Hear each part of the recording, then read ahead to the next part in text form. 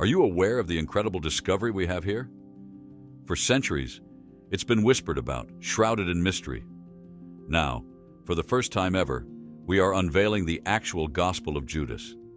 This ancient text, hidden for millennia, offers a revolutionary view of Judas Iscariot, a figure historically vilified in Christianity. Unearthed in the 1970s near El Minya, Egypt, and only made public in 2006 after painstaking restoration and translation, this gospel could shake the very foundations of Christian belief. The Catholic Church, often accused of guarding profound secrets, could not keep this one hidden. The documents containing a startling letter from Judas Iscariot himself have surfaced, causing a storm within the Christian community. What revelations do these texts hold? Could they alter the course of Christianity forever? Let's delve into this extraordinary find and uncover the truths that lie within. In the 1970s, a papyrus document written in the Coptic language was discovered near Beni Mazar, Egypt. This document, bound in leather, eventually came to be known as the Codex Chakos. Now, it is one of the oldest books in existence. Hails, in fact, from Egypt, right at the dawn of Christianity, and it's heading up for auction. This is the Crosby-Shun Codex, which was written in Coptic originally. It received this name from Frida Neusberger Chakos, an antiquities dealer who named it in honor of her father, Demaratos Chakos. Over time, Neusberger Chakos grew increasingly worried about the manuscript's worsening state. Concerned about its preservation in the year 2000, she decided to transfer it to the Maecenas Foundation for Ancient Art in Basel, Switzerland. This organization took on the responsibility of preserving, translating, and eventually selling the manuscript. Years later, on April 6, 2006, the National Geographic Society in the United States released the first translation of this text from Coptic into English. This event marked the first public display of some pages of the papyrus. The Codex Chakos includes texts that are believed to date back to the late 2nd century. Among these texts is the only known surviving copy of the so-called Gospel of Judas. This gospel is a combination of old documents that is said to contain a unique narrative of Jesus' death from Judas's perspective. The manuscript went through radiocarbon dating, and the National Geographic described it as likely being from between 220 and 340 AD. Despite this carbon dating result showing the authenticity of the manuscript, it was still rejected by the Catholic Church. But what exactly did this old manuscript contain?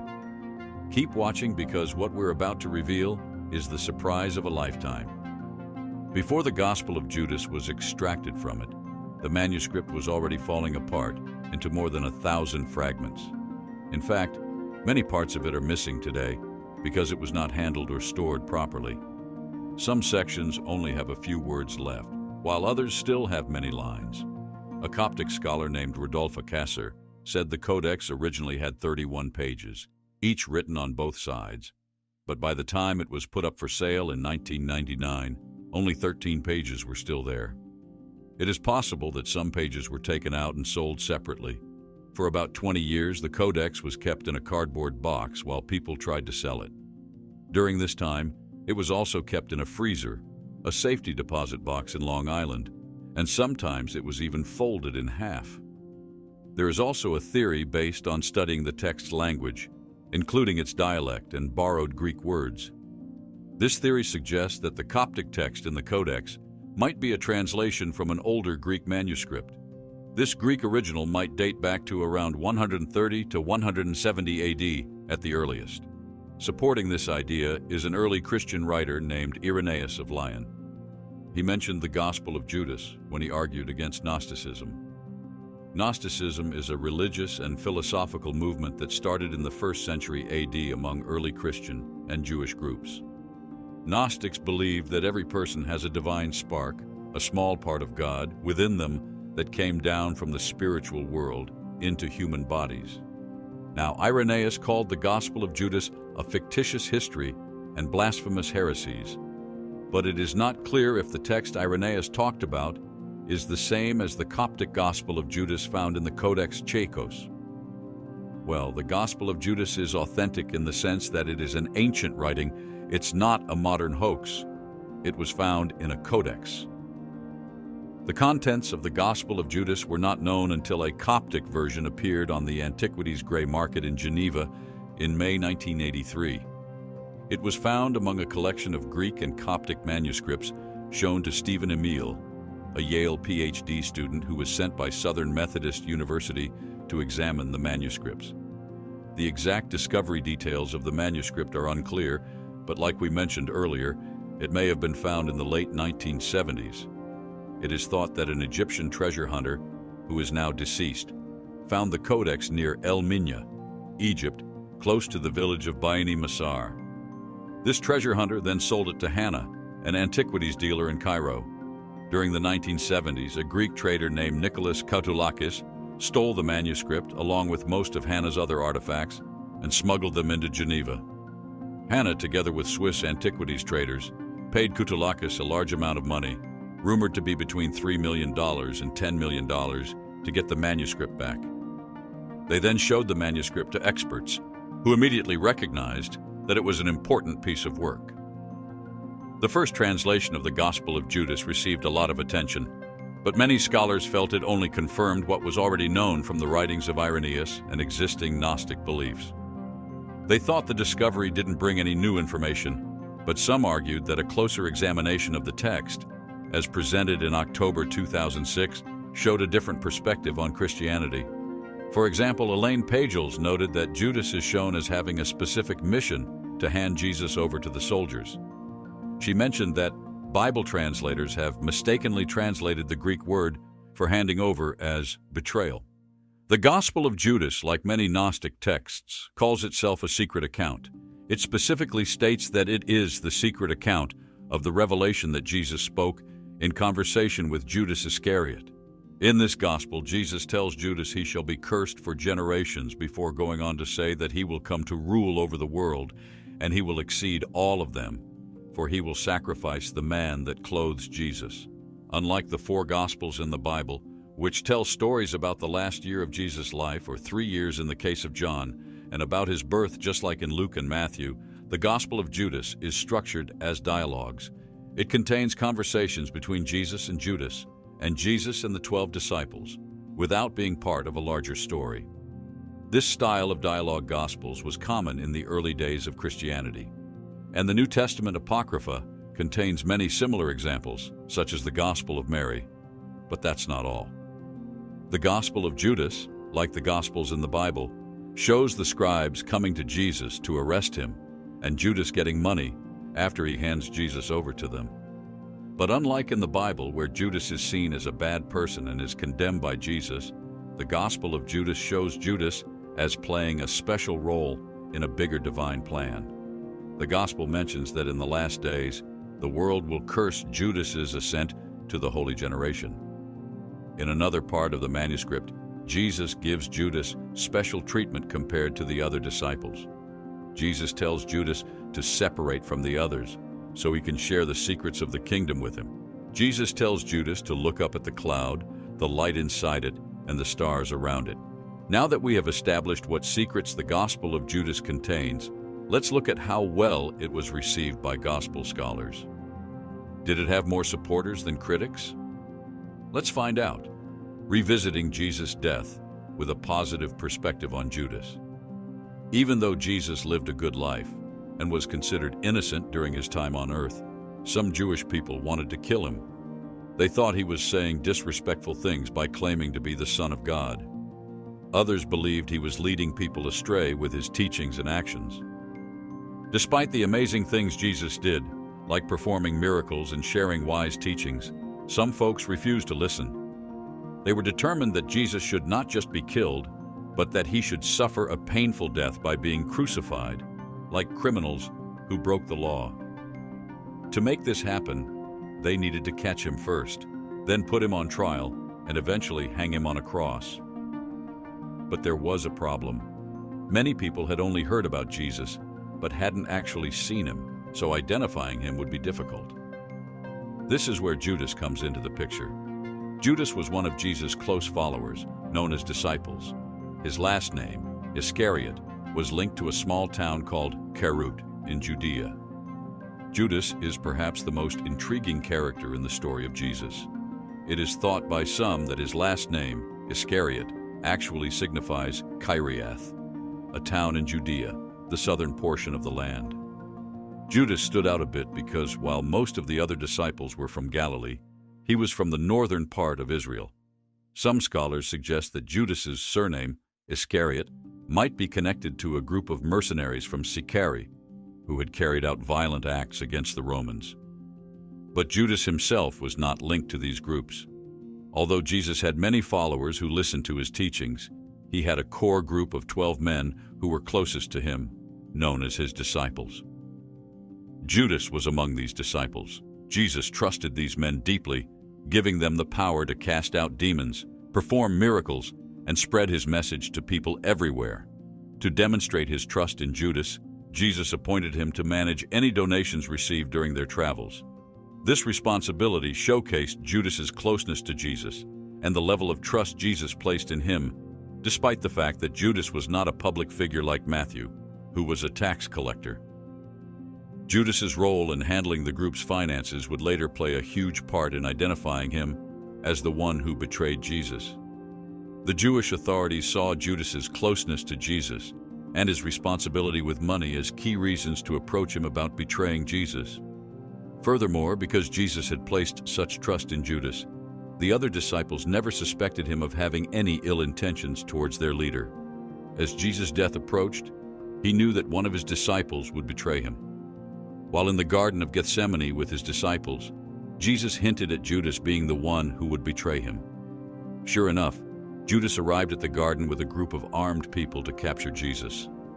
Following their plan, Judas approached Jesus, greeted him with a kiss, and immediately the mob recognized Jesus and moved to seize him. In the chaos that followed, one of Jesus' disciples, Peter, attempted to defend Jesus by drawing his sword and cutting off the ear of one of the high priest's slaves. Jesus quickly intervened, chastising Peter and healing the injured slave's ear. He reminded Peter that violence was not the solution, cautioning him that those who live by the sword will die by it. Jesus assured his disciples that the mob had no power over him unless it was permitted by a higher authority. Despite having the ability to call upon his Father for assistance, Jesus chose to surrender himself to the mob peacefully. In doing so, he fulfilled the scripture and demonstrated his willingness to undergo the trials that would lead to his crucifixion. Now that we are familiar with how Judas betrayed Jesus, let's rewind a little bit to just after the Last Supper. This way, we'll be able to see why Judas might not have been the demon the church paints him to be. What we're about to reveal to you will leave you speechless. After the Last Supper, Judas went to the high priests and elders and struck a deal to identify Jesus in exchange for 30 pieces of silver. Then one of the 12, whose name was Judas Iscariot, went to the chief priests and said, "What will you give me if I deliver him over to you?" And they paid him 30 pieces of silver. The Last Supper is a special meal Jesus had with his closest friends, who in this case were his disciples. They all gathered in a room in Jerusalem to share this meal together. In Christianity, the Last Supper holds a big meaning because it shows the special connection with God and reminds people to keep their faith strong. This meal was also during Passover, an important time in Jewish and Christian history. During the Last Supper, Jesus told his disciples that one of them would betray him. When they asked who it was, Jesus said it would be the one he gave bread to after dipping it. He did just that, giving the bread to Judas. After this, Judas left and went to the high priest to plan Jesus' capture. Some people think Judas might have misunderstood Jesus' actions and thought he was giving him instructions. Another important part of the Last Supper is when Luke wrote that Satan entered Judas after he received the bread from Jesus. What this suggests is that Satan might have influenced Judas to betray Jesus. This raises questions about Judas's role among the disciples and how Jesus saw him. Despite this, Jesus treated Judas like the other disciples, trusting him with important tasks like managing money. But the Gospels show that there was some distrust among the other disciples towards Judas. John and Matthew mention Judas's love for money. "What will you give me to betray him into your hands?" So they set out 30 silver coins for him. From that time on, Judas began looking for an opportunity to betray him. while Luke suggests he allowed himself to be influenced by the devil. In the Gospels, Judas is often mentioned last when the disciples are listed, and his betrayal of Jesus was a big deal. This shows that his role as the betrayer had a big impact on how he was viewed among the disciples. Now, even though Jesus had hinted that one of his disciples would betray him, Judas saw this as an opportunity to make money. By accepting payment for identifying Jesus, Judas's actions were seen as betrayal. If Judas had simply informed the authorities without taking any money, it might have been seen differently, maybe as an act of obedience rather than betrayal. He could have argued that he felt hurt by Jesus' insinuation that he would betray him and acted accordingly. It could have also been argued that Judas was actually pressured into identifying Jesus. According to the Gospel of John, Judas's love for money was the driving force behind his betrayal. John noted that Judas had a habit of pilfering from the donations given to Jesus, which were meant to support his ministry and expenses. Since Judas was in charge of handling finances and receiving donations, it was easy for him to take money from these funds. Some theologians have questioned why Judas settled for exactly 30 pieces of silver when he could have asked for more, especially since the high priests and elders were desperate to capture Jesus. But some scholars are of the opinion that the amount of 30 pieces of silver holds symbolic significance. Firstly, it fulfills a prophecy from the Old Testament that Jesus himself had referred to. If Judas had not accepted this amount, he might not have identified Jesus, and the events leading to Jesus' crucifixion and resurrection might not have unfolded as they did. Secondly, the money given for betraying Jesus shows that the religious leaders didn't think Jesus was very important.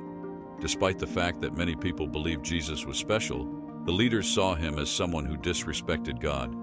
They thought he was like a criminal, so they decided to punish him by crucifying him, which was how the Romans punished criminals to scare others. In the Hebrew Torah, 30 pieces of silver were only enough to buy a slave, not even a year's wages. This makes us wonder if Judas was only interested in money when he betrayed Jesus. While what happened in Gethsemane and Judas accepting the 30 pieces of silver are important in the story of Jesus' arrest and crucifixion, they don't explain everything about why Judas betrayed him. Now let's see what the experts think about this new view of Judas and the Gospel of Judas as a whole. The grand finale is just ahead. Get ready to be amazed. Bible scholars' perspectives on the Gospel of Judas. 2006, National Geographic magazine published with great fanfare a new manuscript of the Gospel of Judas. Like many other released religious journals, the Gospel of Judas has received both criticism and praise from different theological scholars. One of the few scholars named Professor Rodolphe Kasser, who actually believed in the authenticity of the Gospel, shared some details about the text in 2004, as mentioned by the Dutch paper Het Parool. The Gospel is written in the Sahidic dialect of Coptic, which is the same dialect used in the Coptic texts of the Nag Hammadi library. According to the information latter released, the Codex contains 4 parts, which are the Letter of Peter to Philip, which is already known from the Nag Hammadi library, the first Apocalypse of James, also known from the Nag Hammadi library, the first few pages of a work related to, but not the same as, the Nag Hammadi work Allergenes, and last but not least, the actual Gospel of Judas. Currently, about a third of the Codex cannot be read.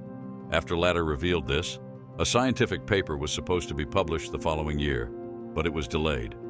Despite that, on April 6, 2006, the National Geographic Society announced the completion of the restoration and translation at a news conference in Washington, D.C. They unveiled the manuscript at the National Geographic Society headquarters, and this event was accompanied by a television special called The Gospel of Judas, which aired on the National Geographic Channel on April 9, 2006.